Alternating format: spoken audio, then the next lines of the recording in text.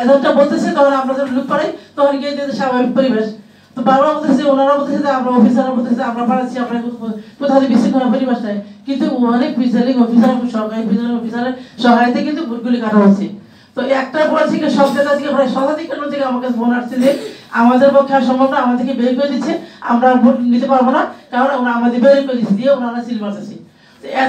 আমার 123টা কেন্দ্রের মধ্যে শতাধিক কেন্দ্র থেকে যদি ফোন আসে তাহলে আমি কিভাবে সেটা সুষ্ঠু মনে করি। আর আমি নিজে তো পরিদর্শন করেছি, ওখানে গিয়ে দিয়েছি 10টা 10:30টার সময় ম্যাক্সিমাম ব্যালট বক্সে অর্ধেকের বেশি ফুলফিল করা, কিন্তু কেন্দ্রে কোনো ভোটার নাই, তাহলে কিভাবে সুষ্ঠু নির্বাচন সেটা?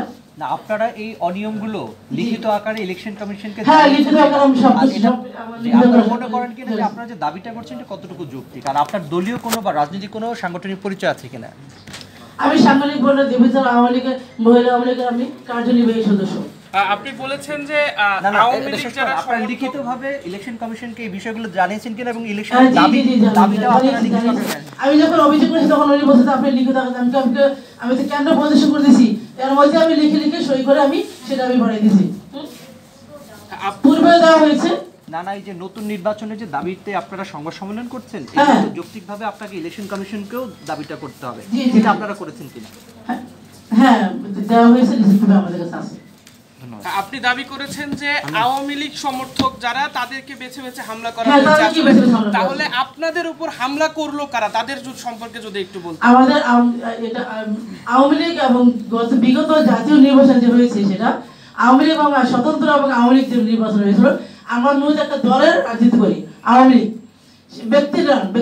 ব্যক্তি যেখানে যাকে দেওয়া হয় আমরা তার সাপোর্টে কাজ করি। তো বিগত জাতীয় নির্বাচনে যে আমাদের দেবীদ্বারে যে নৌকা প্রার্থী সাবেক যে রাজীব ফখরুল, তার পক্ষে আমরা নির্বাচন করেছিলাম।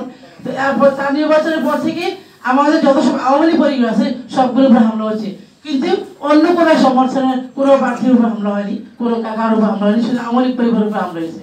তার মানে আপনি একজন আওয়ামী লীগের সদস্য হিসেবে দাবি করছেন যে স্বতন্ত্র যিনি প্রার্থী, তাহলে উনি কি আওয়ামী লীগের কিনা? উনি আওয়ামী লীগের না, কারণ উনি ওনাকে দল থেকে বহিষ্কার করা হয়েছে। তাহলে আসলে আপনাদের ভিতরে সংঘাতটা কি জাতীয় নির্বাচনের পর থেকেই কি? পর থেকেই শুরু হয়েছে। ঠিক আছে ভাই, আপনার কাছে একটু এই সংবাদ সম্মেলনের সারমর্মটা একটু জানতে চাচ্ছিলাম, আমি প্রথম দিকে ছিলাম না, মিস করার কারণে সরি।